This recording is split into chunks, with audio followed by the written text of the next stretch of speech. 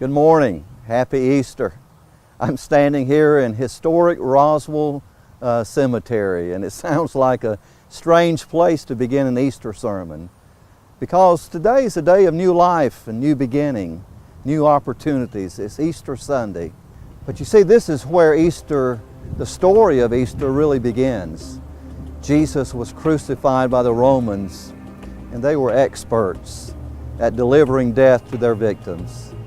And Jesus was taken from the cross, and he was placed in a tomb, in a cemetery, placed sort of like this. It was a dark and dismal day. The disciples lost all hope. Mary grieved as the mother of Jesus, and it seemed like a death grip just got a hold of the world. We feel that struggle. We live in a culture of death. Society glorifies death. Many, in fact, just exist for the moment, fearing that the reaper will come any moment. In fact, this year, 8,000 babies will be killed by abortion. The headlines constantly scream, crisis, tragedy, war, terrorism. Hollywood has even picked up on it. They have exploited the subject of death and darkness with vampires and zombies. We know it's fictitious, but it just speaks of a world that is on the edge of disaster. This year, 30,000 Americans will commit suicide. That's more than those that will be killed in car accidents in our nation. Poverty is astounding. 15% of the population, 16 million children.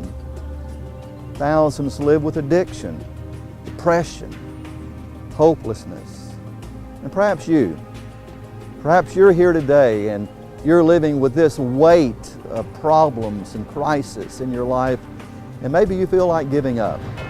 That's what Mary Magdalene felt when she came to the tomb of Jesus.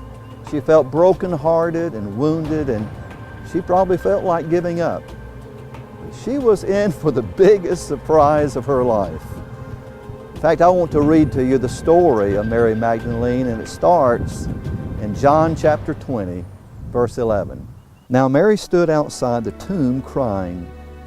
As she wept, she bent over to look into the tomb and saw two angels in white seated where Jesus' body had been, one at the head and the other at the foot. They asked her, "Woman, why are you crying?" "They have taken my Lord away," she said, "and I don't know where they have put him."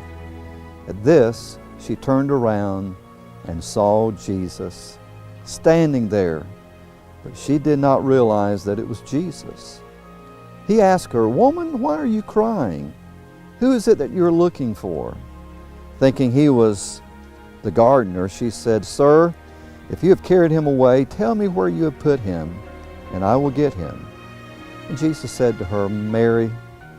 And she turned toward him and cried out in Aramaic, "Rabboni," which means teacher.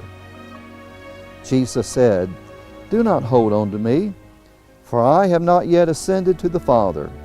Go instead to my brothers and tell them, I am ascending to my Father and your Father, to my God and your God." Mary Magdalene went to the disciples with the news, "I have seen the Lord." And she told them that he had said these things to her. This is such an exciting day. We see all the signs of spring, the beauty of new life all around us. And Jesus came to bring to us new life. Jesus came to a world reeling under the weight of sin and death, to bring hope. I imagine that after the crucifixion, Satan gathered all of his demons for a big party in the chamber of darkness. Satan thought he had won. The world shook under the weight of that moment. But on the third day, something happened. Jesus rose from the dead. He shook off death. He defeated evil. And he brings us comfort, joy, and eternal life. His presence is here this morning, just as he was there with Mary Magdalene that first Easter morning. He is here to speak to you. Jesus is really alive.